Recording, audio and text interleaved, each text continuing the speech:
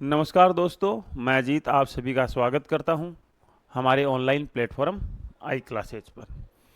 दोस्तों, अपनी बात चल रही थी, वो बात चल रही थी राजस्थान की स्थिति को लेकर के। कल की क्लास में अपन राजस्थान की स्थिति से संबंधित अक्षांशीय विस्तार को पढ़ा था और देशांतरीय विस्तार जैसे ही थोड़ा बहुत शुरू हुआ था तो बीच में कुछ टेक्निकल इश्यू हो गया था। तो 5-7 मिनट की क्लास उस क्लास में हुई थी, लेकिन फिर भी आज अपन राजस्थान के जो देशांतरीय विस्तार है उसको अपन शुरू से पढ़ेंगे ताकि कोई आपके किसी प्रकार का कंफ्यूजन नहीं रहेगा। तो अब आज जो अपना टॉपिक रहेगा वो रहेगा राजस्थान का देशांतरीय विस्तार।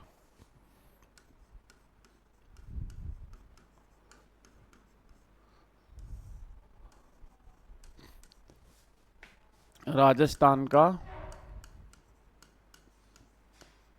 देशांतरीय विस्तार। और कल जैसे अपन राजस्थान का अक्षांशीय विस्तार पढ़ा था उसी तरीके से राजस्थान के देशांतरीय विस्तार को पढ़ने के लिए भी हमें क्या करना पड़ेगा? पहले देशांतर रेखाओं को समझना पड़ेगा और देशांतर रेखाओं के समझने के बाद ही आपको राजस्थान का देशांतरीय विस्तार अच्छे से समझ में आएगा। साथ ही आजकल ये ट्रेंड नहीं रहा है कि राजस्थान का सीधा सीधा देशांतरीय विस्तार पूछ लिया जाए। उनसे रिलेटेड जो क्वेश्चन बनते हैं, टाइम को लेकर के जो क्वेश्चन बनते हैं, इस टाइप के क्वेश्चन अगर अपने को सोल्व करने हैं तो अपने को सारा का सारा देशांतर रेखाओं को समझना पड़ेगा। तो सबसे पहले अपन बात किसकी करेंगे? देशांतरीय विस्तार पर जाने के लिए देशांतर रेखाओं की बात करेंगे या देशांतर रेखाओं की बात करेंगे। अब देशांतर रेखाएं होती क्या हैं? सबसे पहले अपन बात करते हैं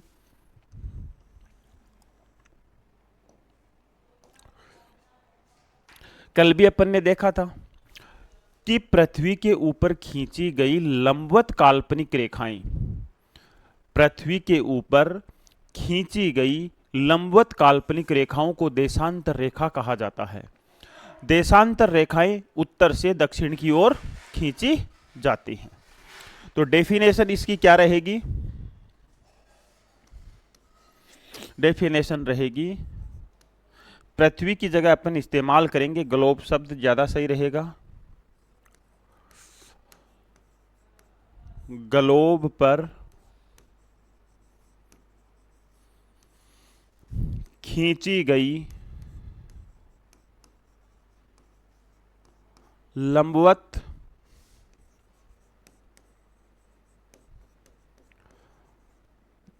काल्पनिक रेखाओं को,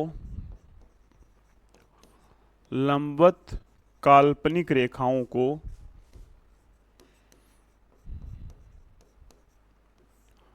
देशांतर रेखाएं कहा जाता है। देशांतर रेखाएं कहा जाता है। क्लियर है? अब मतलब लंबवत है तो कैसे खींची जाएगी? लंबवत है तो ये खींची जाएंगी इस तरीके से।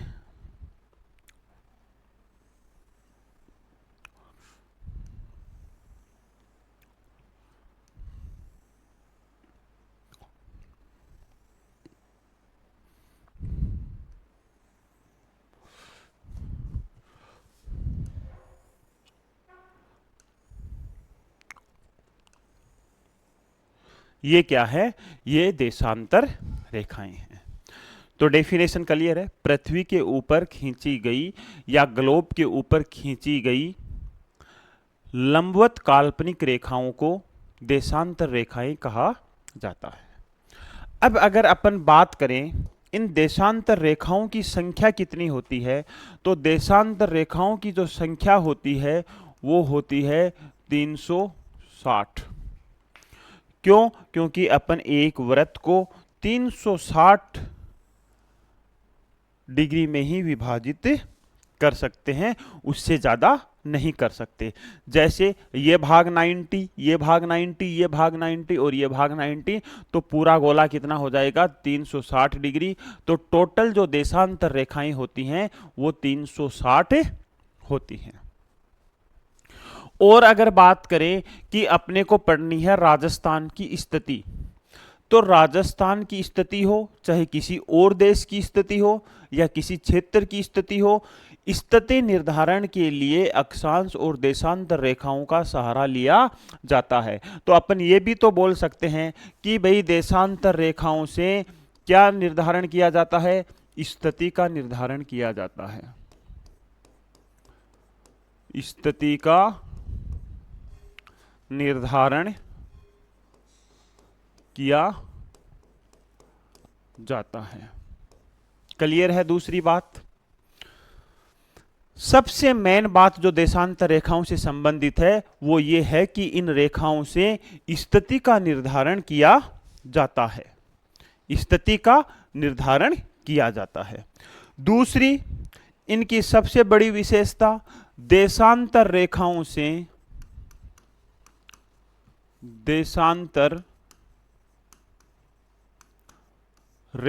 से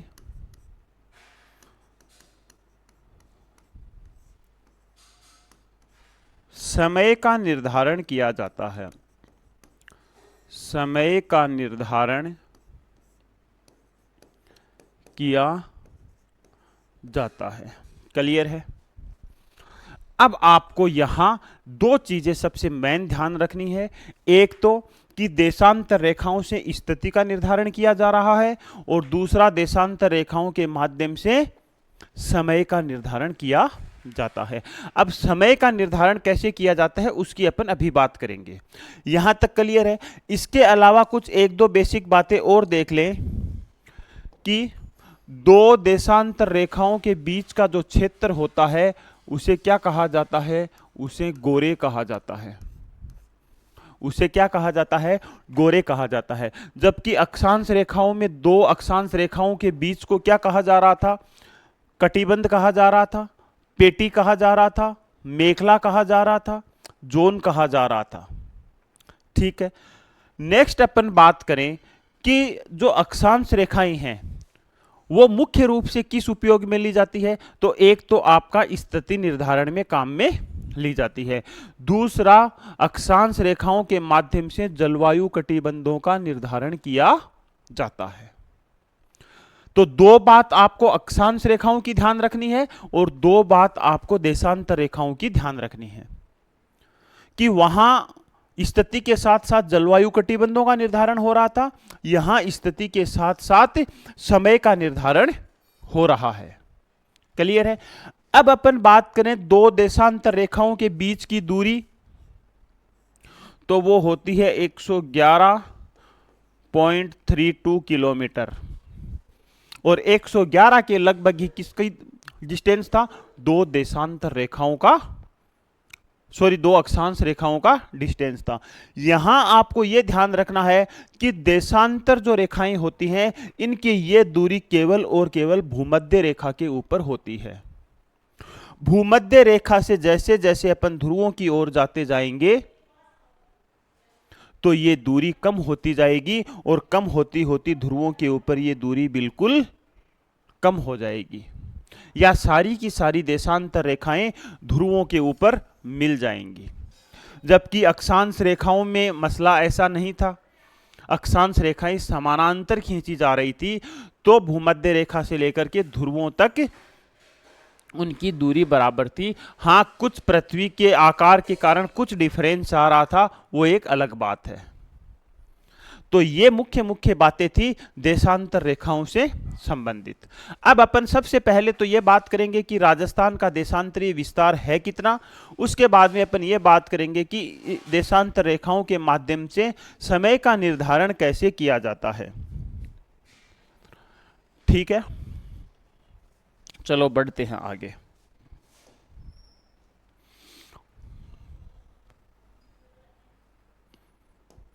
अब देखो, सबसे पहले अपन बात करेंगे कि कुछ मुख्य देशांतर रेखाएं होती हैं। कल कुछ मुख्य अक्षांश रेखाएं भी पड़ी थी, जैसे इक्वेटर लाइन 0 डिग्री, 23.5 नॉर्थ कर्क, 23.5 साउथ मकर। तो ये कुछ मुख्य अक्षांश रेखाएं पड़ी थी। यहां भी कुछ मुख्य देशांतर रेखाएं होती हैं, यहां भी कुछ मुख्य देशांतर रेखाएं होती हैं, उनकी अपन यहां बात करेंगे।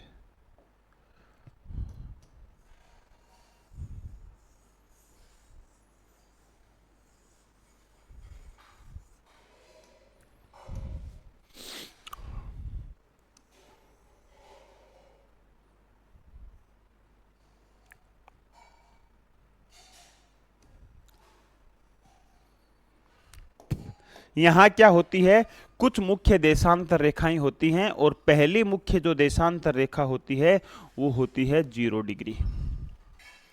पहली मुख्य जो देशांतर रेखा होती है वो 0 डिग्री होती है। अब जैसे ही 0 डिग्री देशांतर रेखा का निर्धारण किया जाता है, तो पूरा का पूरा विश्व फिर से दो भागों में विभाजित हो जाता है। अब इस रेखा के इस वाला जो भाग है ये कहलाएगा पूर्वी गोलार्ध, ये कहलाएगा पूर्वी गोलार्ध, जबकि ये वाला भाग कहलाएगा पश्चिमी गोलार्ध।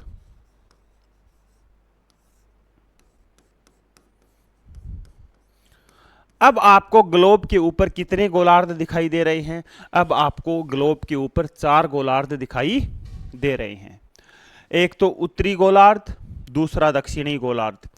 उत्तरी गोलार्ध और दक्षिणी गोलार्धों का जो निर्धारण है वो किसके माध्यम से किया जाता है? 0 डिग्री अक्षांश रेखा के आधार पर। जबकि पूर्वी गोलार्ध और पश्चिमी गोलार्ध का निर्धारण किससे किया जाता है? 0 डिग्री देशांतर रेखा से किया जाता है। तो यहां आपको राजस्थान की स्थिति अक्षांश और देशांतरों के आधार पर भी पूछी जाती है। कल अपन ने देखा था कि अक्षांश रेखा के आधार पर राजस्थान की स्थिति क्या है, तो उत्तरी गोलार्ध में था। यहां अपन देखेंगे कि देशांतर रेखाओं के आधार पर राजस्थान की स्थिति कहां है, तो वो पूर्वी गोलार्ध में है। तो दो स्थिति आपके क्लियर हो गई होंगी कि देशांतरीय रेखाओं के आधार पर राजस्थान की स्थिति पूर्वी गोलार्ध में है, अक्षांश रेखाओं के आधार पर राजस्थान की स्थिति उत्तरी गोलार्ध में है। अगर दोनों की बात कर ली जाए,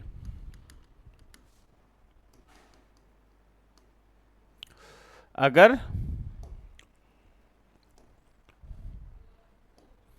दोनों की बात कर ली जाए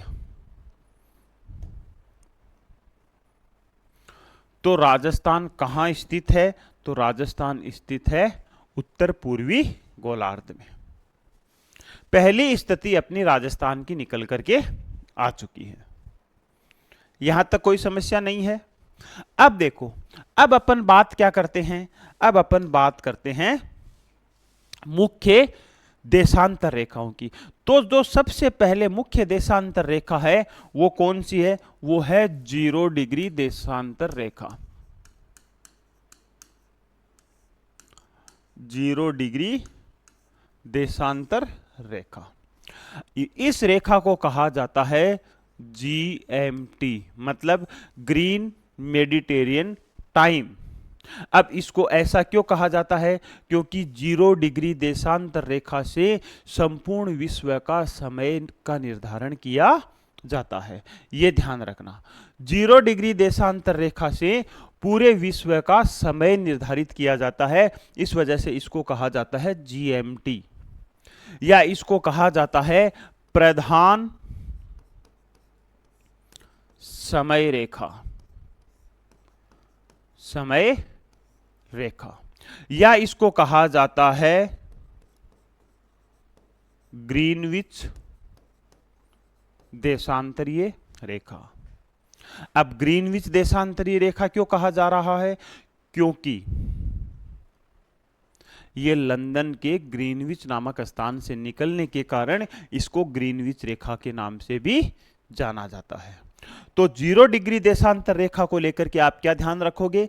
इसे जीएमटी कहा जाता है। इस रेखा से पूरे विश्व का समय का निर्धारण किया जाता है। इसे ग्रीनविच देशांतर रेखा के नाम से भी जाना जाता है।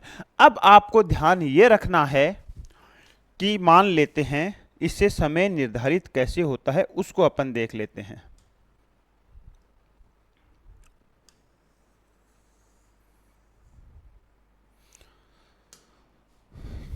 ये रेखा है 0 डिग्री, ये रेखा है 0 डिग्री। अब 0 डिग्री रेखा कौन सी है? ये है जीएमटी, ये है प्रधान समय रेखा, प्रधान समय रेखा। अब इस रेखा का सबसे जो बड़ा काम है वो है समय का निर्धारण करना, समय का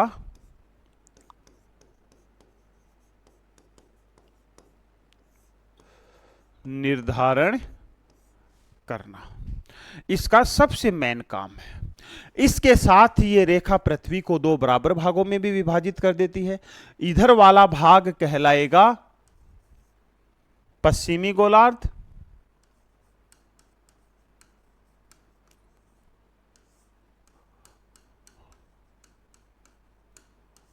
और इधर वाला भाग कहलाएगा पूर्वी गोलार्ध। अब जैसे ही 0 डिग्री से अपन पूर्व की ओर जाएंगे, जैसे ही 0 डिग्री से अपन पूर्व की ओर जाएंगे, मान लेते हैं ये 10 डिग्री देशांतर रेखा है और ये 82.5 डिग्री पूर्वी देशांतर है। तो इनके आगे अपन क्या लगाएंगे? इनके आगे अपन लगाएंगे पूर्वी। क्यों? क्योंकि ये सारी की सारी देशांतर रेखाएं पूर्व की ओर खींची जा रही हैं। अब 0 से लेकर के 180 तक इधर जितने भी जाएंगे, मतलब 0 डिग्री के जस्ट पीछे तक, तो यहां क्या होगा? यहां होगा सारा का सारा पूर्वी गोलार्ध, और पूर्वी गोलार्ध होने के कारण यहां सब देशांतर रेखाओं के पूर्व लगेगा। ठीक उसी प्रकार से अगर इधर अपन कोई अक्षांश रेखाएं खींचे तो यहां वेस्ट होगा, यहां क्या होगा? यहां पश्चिमी देशांतर रेखाएं होगा। ये बात समझ में आई?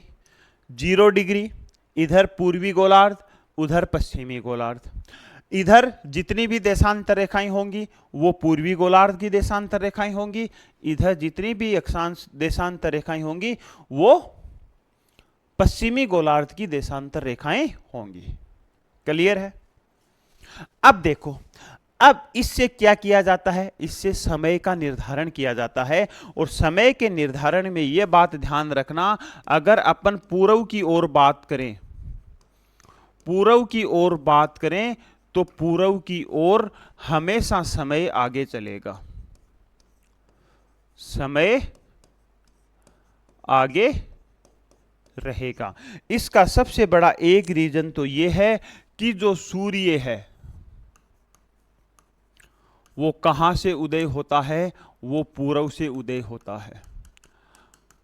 और दूसरा यह है कि पृथ्वी पश्चिम से पूर्व की ओर घूमती है। तो सबसे पहले सूर्य के जो सामने स्थान होगा वो पूर्वी गोलार्ध होगा, और पूर्वी गोलार्ध होने के कारण ही यहां एक देश है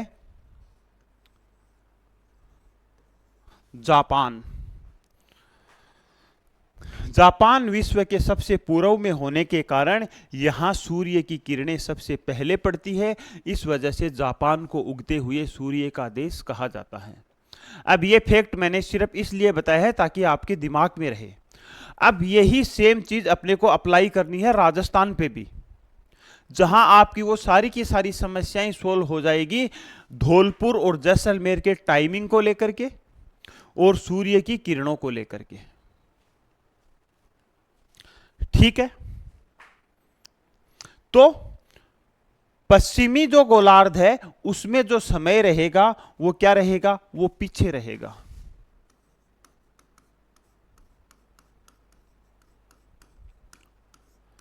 इस गोलार्ध में समय पीछे चलेगा। अब कैसे चलेगा उसकी बात करते हैं। भाई एक देशांतर रेखा को पार करने में 4 मिनट का समय लगता है। ये चीज ध्यान रखना कि एक देशांतर रेखा को पार करने में कितना समय लगता है, 4 मिनट का समय लगता है। चाहे वो अक्षांश रेखा चाहे वो देशांतर रेखा पूर्व भाग में हो चाहे पश्चिमी भाग में हो, सीधा सीधा आपको यही ध्यान रखना है कि एक देशांतर को पार करने में 4 मिनट का समय लगता है। ये तो आपको सीधा सीधा ध्यान रखना है। अब अगर अपन पूर्व की ओर बढ़ेंगे तो 4 मिनट उसमें आगे चलेगा, मतलब जो भी 0 डिग्री के ऊपर टाइम है उसमें 4 मिनट जोड़ते चले जाना। अभी मैं निकाल के बताऊंगा आपको, उसमें 4 मिनट आगे जोड़ते चले जाना। जैसे जैसे आपको बोल दिया जाए यहां 1 बजा है तो 10 डिग्री के ऊपर 10 डिग्री ईस्ट देशांतर के ऊपर कितना टाइम होगा, तो 10 डिग्री। 1 डिग्री को पार करने में 4 मिनट, 4 मिनट मतलब 40 मिनट लगेंगे, तो यहां 1:40 मिनट हो जाएंगे। इसी हिसाब से अगर इधर पूछा जाए, अगर पश्चिमी गोलार्ध में पूछा जाए कि 10 डिग्री देशांतर रेखा पर क्या टाइम होगा, तो 40 मिनट कम कर देना, तो 12:20 मिनट हो जाएगा। 12:20 मिनट हो जाएगा। आप सिर्फ इतना ध्यान रखना कि एक देशांतर रेखा को पार करने में 4 मिनट का समय लगता है। पूर्व की ओर अगर अपन जाएंगे, पूर्व की ओर जाएंगे तो समय में +4 जोड़ना है, और इधर जाएंगे तो प्रत्येक देशांतर पर -4 होता चला जाएगा। अब कई बार आपने ये पढ़ा होगा कि जो भारत का टाइम है वो लंदन के टाइम से 5.5 घंटे आगे है। ये पढ़ा है कि नहीं पढ़ा है? आपने टाइम देखा होगा भारत का, तो आपको ऐसे लिखा हुआ होता है GMT 5.5 घंटे प्लस, ऐसा ही देखा है ना। ये क्या कारण है? ये कारण है भारत पूर्वी गोलार्ध में स्थित है, जबकि लंदन का जो टाइम होता है वो 0 डिग्री से फिक्स होता है। अब यहां मान लेते हैं अभी 1 बजे हुए हैं और यहां है 82:30 ईस्ट, जो भारत का मानक समय है। इस पे भी अपन बात करेंगे कि मानक समय क्या होता है और स्थानीय समय क्या होता है। अब देखो, अब 82:30 को गुणा करना है कितने से? 4 से, क्योंकि ये 82.5 डिग्री देशांतर है, तो अपने को तो एक देशांतर रेखा पार करने में कितना टाइम लग रहा था? 4 मिनट। तो ये 82.5 है, तो इसको गुणा करो, कितना है? 8 हो जाएगा, और ये 32 हो जाएगा। ये हो गए 328 मिनट। अब ये आधा है, यहां आधा है, तो 4 मिनट तो पूरा हो नहीं सकता, यहां होगा 2 मिनट। क्यों? ये आधा है, ये आधा देशांतर है। आधा देशांतर है तो प्लस इसमें 2 जोड़ दो, प्लस इसमें 2 जोड़ दो, तो टोटल कितने हो गए? टोटल यहां हो गए दोस्तों 330 मिनट। अब 330 मिनट को घंटे में बदलना है तो इसमें 60 का भाग दे दो। 60 का भाग दे दोगे तो यहां टाइम आएगा 5.5 घंटे। अब यहां जो भी टाइम होगा उसमें 5.5 घंटे जोड़ देना। यहां 1 बजे हैं तो वहां 5.5 घंटे जोड़ देना। यहां 2 बजे हैं तो उसमें 5.5 घंटे जोड़ देना। यह है भारत का टाइम या भारत का मानक समय। बात समझ में आई है क्या? देशांतर रेखाओं से आपको टाइम निकालना आना चाहिए। आजकल ऐसे क्वेश्चन ट्रेंड में हैं। आजकल सीधे सीधे फैक्ट नहीं पूछे जाते हैं, आजकल आपको थोड़ा कैलकुलेशन में दिमाग लगाना होगा। मैं मानता हूं कि जो आर्ट्स के स्टूडेंट होते हैं वो मैथ में वीक होते हैं, और मैं तो आपसे भी ज्यादा वीक हूं, लेकिन फिर भी अपने को कोशिश करनी है टाइम कैलकुलेशन करने की। और कैलकुलेशन के लिए आप ये डायग्राम अपनी नोटबुक में बनाओ और आपको सीधा सीधा पता चल जाएगा कि इधर वाले भाग में तो अपने को प्रत्येक देशांतर पर 4 मिनट जोड़ने हैं और इधर वाले देशांतर के ऊपर अपने को प्रत्येक 4 मिनट घटाने हैं। अब भारत पूर्वी देशांतर के ऊपर है तो भारत का टाइम आगे रहेगा। भारत का टाइम हमेशा जीएमटी से 5.5 घंटे आगे रहेगा। अब समय के निर्धारण को लेकर भी यहां कई समस्याएं आ जाती हैं कि समय का निर्धारण 2 तरीके से किया जाता है। समय का निर्धारण 2 तरीके से किया जाता है। देखो, एक तो होता है समय का निर्धारण,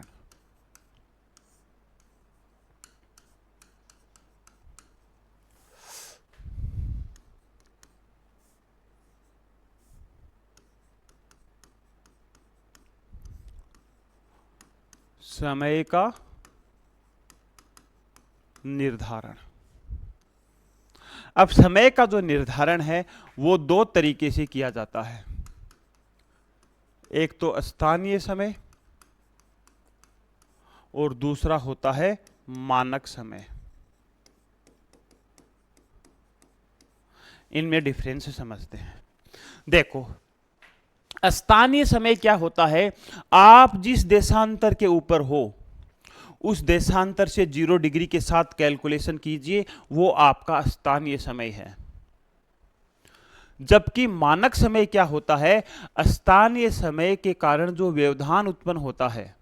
अब व्यवधान का मतलब समझना, अगर भारत का ही अपन एग्जाम्पल ले लें,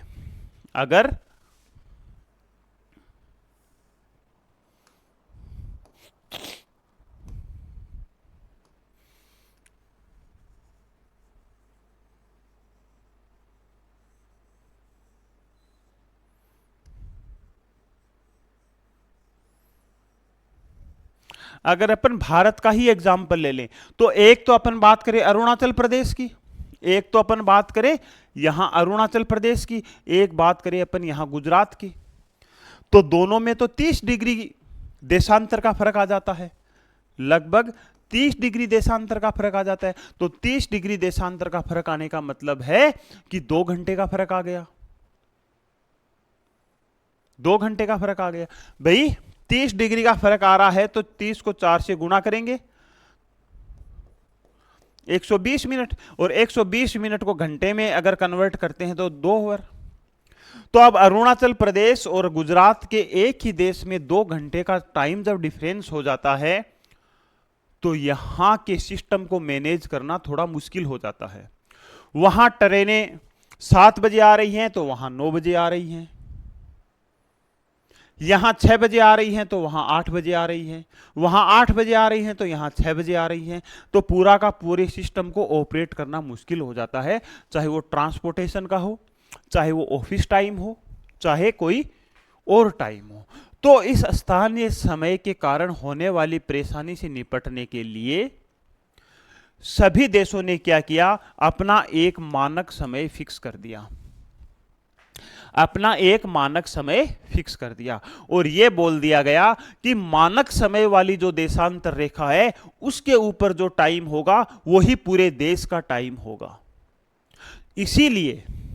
इसीलिए भारत ने क्या किया, यहां से एक रेखा गुजार दी 82.5 डिग्री पूर्वी देशांतर, और बोल दिया गया कि यह भारत का मानक समय है। अब चाहे आप गुजरात से हो, चाहे आप जम्मू कश्मीर से हो, चाहे आप अरुणाचल प्रदेश से हो, कहीं से भी हो, यह कोई फर्क नहीं पड़ता। जितना भारत का हिस्सा है वहां टाइम का जो निर्धारण होगा वो इस रेखा से होगा। अगर इस रेखा के ऊपर 1 बजा है तो पूरे भारत में 1 बजा है। इसे कहा जाता है मानक समय, इसे कहा जाता है मानक समय। अब स्थानीय समय क्या है? स्थानीय समय का तो सीधा सीधा देशांतर या 0 डिग्री जीएमटी से निर्धारण कर लिया जाता है। जैसे जीएमटी के ऊपर 1 बजे है और मैं 1 डिग्री ईस्ट देशांतर के ऊपर हूं, तो मैं बोल दूंगा कि भाई मेरे पास 1:04 हुए हैं, बात खत्म।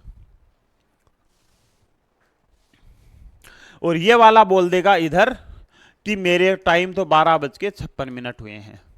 लेकिन क्या मैं यहां बोल सकता हूं भारत में? नहीं। क्यों? क्योंकि भारत ने अपना एक मानक समय फिक्स किया है और वो मानक समय है 82.5 डिग्री पूर्वी देशांतर रेखा। अब अगर यहां टाइम लंदन से 5.5 घंटे आगे है तो पूरे भारत का टाइम 5.5 घंटे आगे है। उम्मीद है कि ये चीज समझ में आ गई होगी। हाँ, 82.5 डिग्री पूर्वी देशांतर यूपी के इलाहाबाद के नैनी नामक स्थान से निकलती है। कह रही है बात अपन इंडियन ज्योग्राफी में डिटेल से कर चुके हैं, लेकिन यहां भी अगर ध्यान रखना हो तो आप रख सकते हो। क्लियर है यहां तक?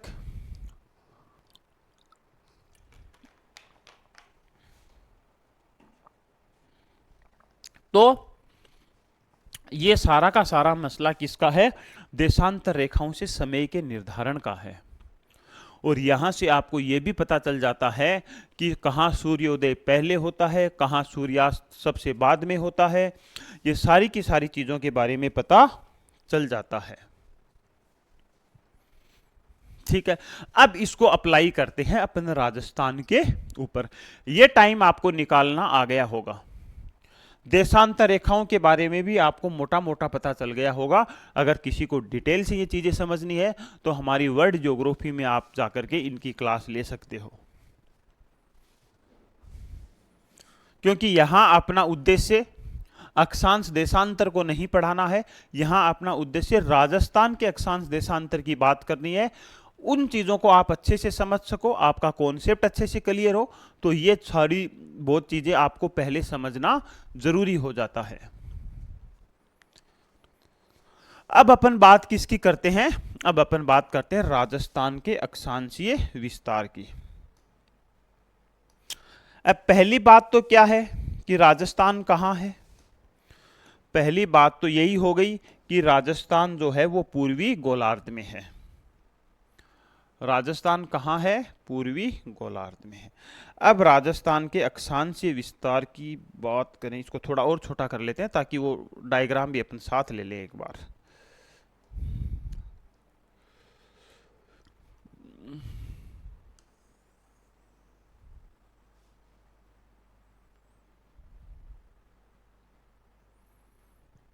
ये लो, ठीक है। अब अपन समझते हैं बिल्कुल जीरो से राजस्थान के संदर्भ में। मान लेते हैं ये कौन सी रेखा हो गई? ये 0 डिग्री और ये रेखा हो गई जीएमटी। ये रेखा हो गई जीएमटी, ठीक है। यहां अक्षांश हो गया 69 डिग्री 30 मिनट। यहां अक्षांश देशांतर हो गया 78 डिग्री 17 मिनट। अगर अक्षांश नाम निकल रहा है तो आप उसको देशांतर ही समझना। ये हो गया राजस्थान का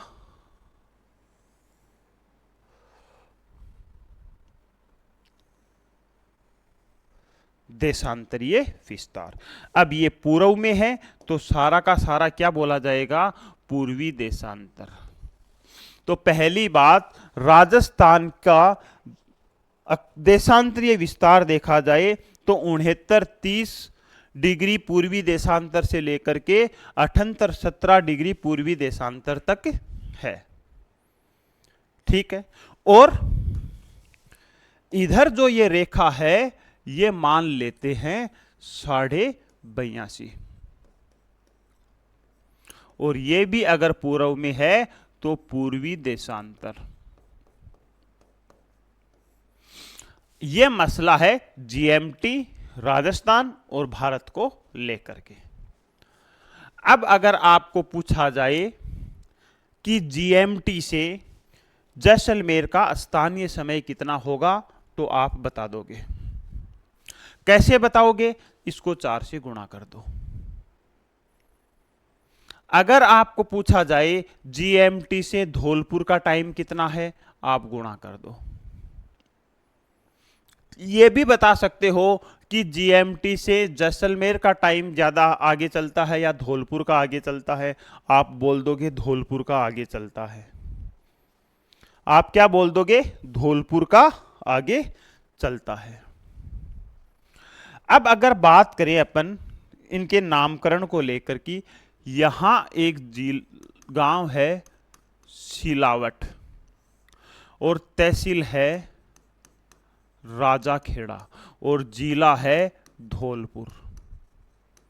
ये राजस्थान का सबसे पूर्वी बिंदु है, ये राजस्थान का सबसे पूर्वी बिंदु है। जबकि सबसे पश्चिमी बिंदु की बात करें तो वो क्या है, कटरा गांव है, सम तहसील है, जैसलमेर डिस्ट्रिक्ट है। और यहां साथ ही अपन समझ भी लेते हैं सूर्य की स्थिति को लेकर भी, ये सूर्य की स्थिति है। अब इस डायग्राम को आप बहुत अच्छे से समझना और बहुत अच्छे से समझना। दूसरी एक बात यहां और लिख लेते हैं, यहां से यहां तक की जो दूरी है वो 869 किलोमीटर है। कितनी है, 869 किलोमीटर है। मतलब ये राजस्थान का देशांतरीय विस्तार है। अब सारा का सारा राजस्थान के टाइम को लेकर के, राजस्थान के सूर्य की स्थिति को लेकर के सारा की सारा जो कैलकुलेशन है वो आप एक इस डायग्राम के माध्यम से कर सकते हो। पहली बात, राजस्थान का मानक समय क्या होगा, राजस्थान का मानक समय होगा 82.5 डिग्री पूर्वी देशांतर रेखा। क्यों, क्योंकि राजस्थान हिस्सा है भारत का और भारत का मानक समय है 82.5 डिग्री पूर्वी देशांतर रेखा। लेकिन अगर अपन बात करें कि जो स्थानीय समय है, स्थानीय समय तो हर देशांतर का अलग अलग होगा। धौलपुर का स्थानीय समय अलग होगा, जैसलमेर का स्थानीय समय अलग होगा। अगर कई बार ये क्वेश्चन पूछ लिया जाता है कि धौलपुर और जैसलमेर के स्थानीय समय में कितने मिनट का अंतर है, तो उसको अपन निकालेंगे। पहले तो अपने को निकालना होगा इनका अंतर, और अंतर निकालने के लिए वही हमें थोड़ी बहुत करनी पड़ेगी कैलकुलेशन। अंतर निकालने के लिए 78, 17 ऊपर लेंगे और 69 डिग्री 30 मिनट नीचे लेंगे, इनमें से घटाएंगे। अब अक्षांश रेखाओं में तो सीधा सीधा घट रहा था, लेकिन यहां थोड़ी प्रॉब्लम आ रही है। प्रॉब्लम यह आ रही है कि 17 में से 30 घट नहीं रहा है, और 17 में से 30 नहीं घट रहा है तो अपन क्या करेंगे, इस 78 से 1 डिग्री उधार ले लेंगे। 78 से 1 डिग्री उधार ले लेंगे तो ये तो रह जाएगा 77 और इसमें जुड़ जाएगा 60 और। क्यों, क्योंकि 1 डिग्री में 60 मिनट होते हैं। 1 डिग्री में क्या होते हैं, 60 मिनट होते हैं। तो एक इधर से उधार लेंगे तो ये हो जाएंगे 77। ये क्या हो जाएंगे, ये हो जाएंगे 77। और 77 में से अब 30 निकाल दो, 77 में से 30 निकाल दो, और इधर जो 77 रह गए उनमें से 69 निकाल दो।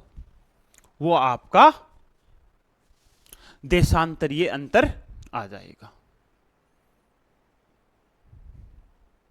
तो कितने बचे हैं, 47 बचे हैं क्या, और इधर कितने बचे हैं, 77 में से 69 निकालो, इधर बचे हैं 69, 70 और 7 और 8, इधर कितने बचे हैं, 8 और 7। तो 8 डिग्री 47 मिनट का क्या आ जाएगा, अंतर आ जाएगा। अब यहां लिखो 8 डिग्री 47 मिनट का अंतर आ जाएगा। अब टाइम का अंतर पूछना हो तो 4 से गुणा कर देना, टाइम का अंतर पूछना हो तो 4 से गुणा कर देना। ये जैसलमेर और धौलपुर में समय का अंतर आ जाएगा। स्थानीय समय का अंतर आ जाएगा, स्थानीय समय का अंतर आ जाएगा, निकाल लोगे। यहां जो समझने वाली मेन चीज है वो ये है कि 17 में से 30 नहीं जाते हैं तो इधर से आप 1 डिग्री उधार ले लोगे। 1 डिग्री उधार ले लोगे मतलब आप 60 मिनट उधार ले चुके हो, वो 17 मिनट में जोड़ देना तो ये तो हो जाएंगे 77 मिनट। 77 में से 30 घटा देना 47 आता है। अब इधर से एक इधर उधार ले लिया था तो ये एक कम हो गया, तो ये 77 में से 69 घटा देना तो वो रह जाएंगे 8। 7 तो वो है ही है, एक ये हो गया तो वो रह जाएंगे 8। अब अगर आपको पूछा जाए कि सिलावट और कटरा में स्थानीय समय का कितना डिफरेंस है या कितने मिनट का डिफरेंस है, इसको गुणा कर देना, इसको गुणा कर देना। लगभग शायद 35 मिनट आना चाहिए, लगभग कितना आना चाहिए, 35 मिनट के लगभग आना चाहिए।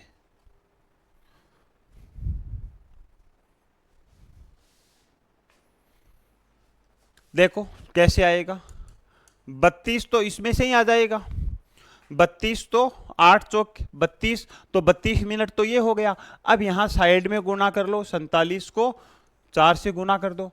अब 28 ऊपर 2 बचे, 16 और 17 18, ये क्या आ गए 188 मिनट आ गए। अब 188 मिनट को घंटे में बदलोगे तो भाग दे दोगे 60, तो यहां भाग जाएगा 3 और नीचे बच जाएंगे कितने 8, तो ये 3 जोड़ देंगे किस में 32 में और यहां बच जाएगा 8।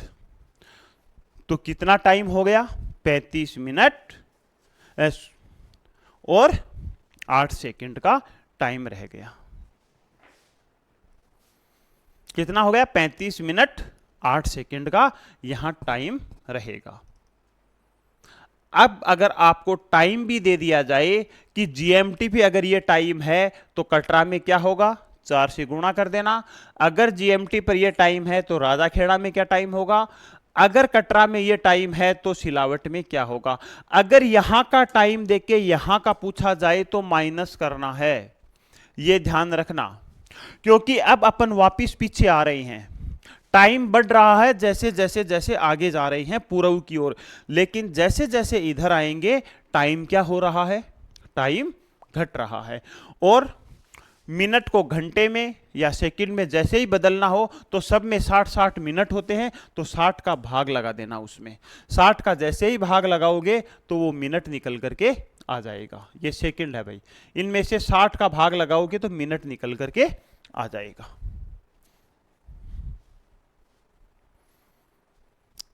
क्लियर है ये चीज, निकाल लोगे तो देशांतरीय अंतर कितना आ गया। एक तो क्वेश्चन आपका ये बन जाता है देशांतरीय अंतर है राजस्थान में 8 डिग्री 47 मिनट।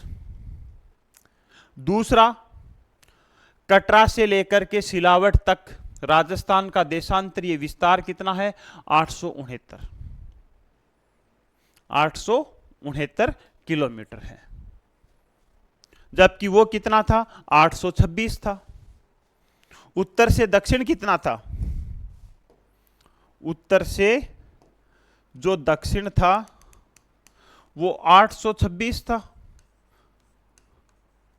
तो राजस्थान का देशांतरीय विस्तार ज्यादा है, अक्षांशीय विस्तार कम है। स्टेटमेंट में भी क्वेश्चन देके पूछा जा सकता है, स्टेटमेंट भी देके क्वेश्चन पूछा जा सकता है। और ये विस्तार कहां से कहां था, कोणा गांव से लेकर के बोरकुंड बांसवाड़ा तक था। अब आपसे एक क्वेश्चन ये है कि सूर्य की स्थिति आपको सामने नजर आ रही है और सूर्य की जो किरणें होती हैं वो इधर पड़ रही हैं, सूर्य की किरणें हैं वो इधर पड़ रही हैं। आप इस मैप को देख करके बताओ कि राजस्थान में सबसे पहले सूर्य की किरणें कहां पड़ेंगी। भाई इधर से सूर्य की किरणें आ रही हैं, तो भारत की बात की जाए तो भारत में तो यहां अरुणाचल प्रदेश में पड़ जाती हैं। विश्व की बात की जाए तो यहां जापान में पड़ जाती हैं, ठीक है। तो विश्व के संदर्भ में बात की जाए तो सूर्य की किरणें जापान में, भारत के संदर्भ में बात की जाए तो सूर्य उदय सबसे पहले अरुणाचल प्रदेश में, आगे बढ़ते जाओ राजस्थान में। यहां राजस्थान में सबसे पहले सूर्योदय कहां होता है? धौलपुर में होता है। क्यों? क्योंकि धौलपुर पूर्व में स्थित है। राजस्थान में अगर सबसे पहले सूर्योदय धौलपुर में हो रहा है तो सूर्यास्त भी सबसे पहले कहां होगा? धौलपुर में ही होगा, क्योंकि यहां से आगे जल्दी भी निकलेगा। राजस्थान में सबसे बाद में सूर्योदय कहां होता है? जैसलमेर में। सबसे बाद में सूर्यास्त कहां होता है? जैसलमेर में।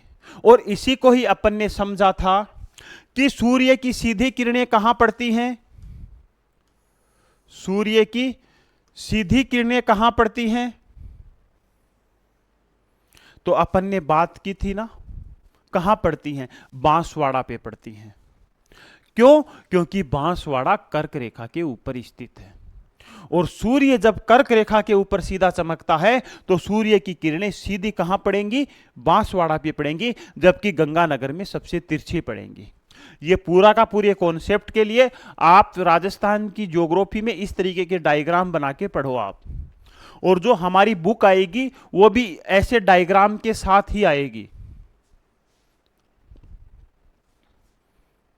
और नेक्स्ट मंथ शायद अब राजस्थान ज्योग्राफी की बुक आ जाएगी।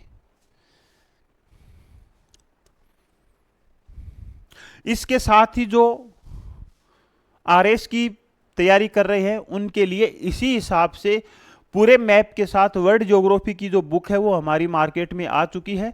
तो आप या तो हमसे कांटेक्ट करके आप परचेज कर सकते हैं या हमारी वेबसाइट से परचेज कर सकते हैं, जिनका जो लिंक है वो हम वेबसाइट में नीचे दे देंगे। खैर अपन वहां उस चीज के ऊपर अपने को नहीं जाना है। यहां कहने का मतलब यह है कि जैसे ही आप इन चीजों को पढ़ते हो तो इस हिसाब से डायग्राम बना बना के पढ़ो। हर एक पेज में डायग्राम बनाओ, अपना जो फैक्ट है वो अलग लिखो और जो समझने वाली चीजें हैं उनको समझो। तो ये सारा का सारा था राजस्थान का देशांतरीय विस्तार और देशांतरीय विस्तार से संबंधित क्वेश्चन आंसर। और साथ ही आप ये भी समझ गए होंगे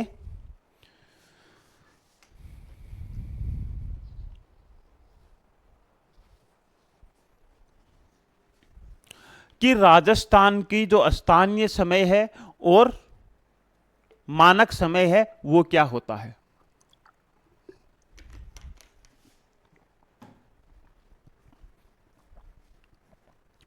अब राजस्थान की स्थिति से संबंधित अपन लास्ट पार्ट के ऊपर बात करते हैं और समझते हैं यहां राजस्थान की स्थिति को।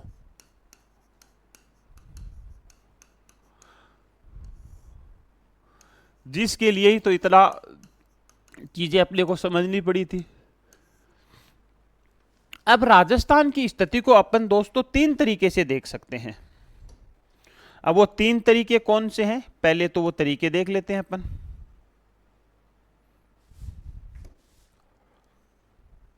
अरे भाई, पहले तो वो अपन तीन तरीके देख लेते हैं।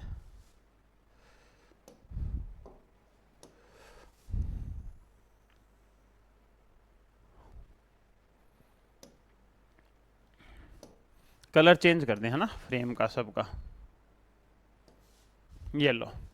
अब सबसे पहले अपन बात करेंगे राजस्थान की स्थिति की, और राजस्थान की स्थिति में अपन बात करेंगे सबसे पहले अक्षांश के आधार पर। सबसे पहले अक्षांश के आधार पर, उसके बाद में देशांतर के आधार पर, और उसके बाद में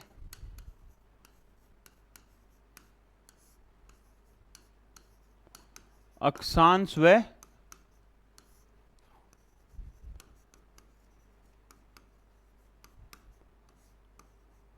देशांतर के आधार पर। क्लियर है? अब सबसे पहले अपन बात करें अक्षांश के आधार पर, तो अक्षांश के आधार पर स्थिति क्या होगी आप आराम से बता दोगे। अक्षांश के आधार पर स्थिति क्या होगी वो आप बड़े आराम से बता दोगे।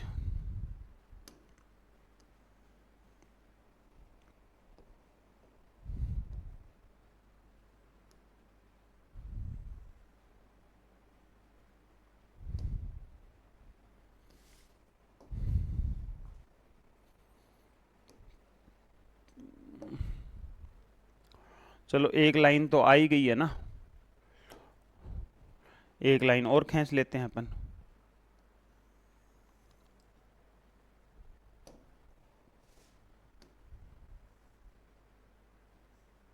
ये लो, अब आ जाओ। अक्षांश के आधार पर राजस्थान कहाँ है? उत्तरी गोलार्ध में। कहाँ है? उत्तरी गोलार्ध में। देशांतर के आधार पर राजस्थान कहाँ है? पूर्वी गोलार्ध में। और अक्षांश और देशांतर के आधार पर राजस्थान कहाँ है? उत्तरी पूर्वी गोलार्ध में। क्लियर है भाई? कर दोगे आराम से? आराम से कर दोगे?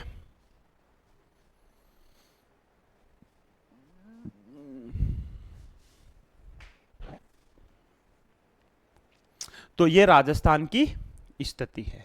इसी के आधार पर ही अपन देख लेते हैं राजस्थान की स्थिति विश्व के संदर्भ में तो अपन देख ही चुके हैं।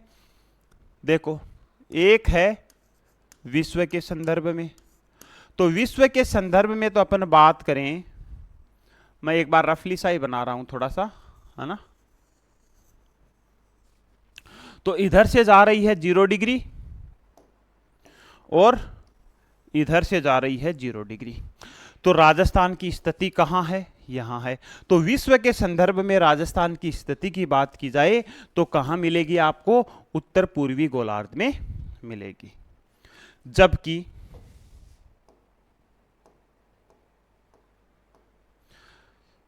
एशिया के संदर्भ में बात करें तो एशिया के संदर्भ में आपको राजस्थान की स्थिति मिलेगी दक्षिण पश्चिम। यह है एशिया के संदर्भ में। तो एशिया के संदर्भ में आपको कहां मिलेगी? दक्षिण पश्चिम में मिलेगी। क्लियर है? अब है भारत के संदर्भ में। अब क्या है?